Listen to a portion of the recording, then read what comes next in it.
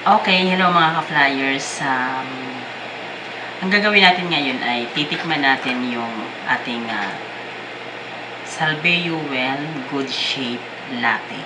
Ito yung kape ng Salveyo na nakakatulong para i-maintain yung magandang pangangatawan ng isang Salveyans. Lalo-lalo na yung medyo may mga taba-taba na sa katawan, may mga fats, excess fats, may mga bilbil, So, effective siya na pangtunaw dun sa mga extra fats ng ating katawan.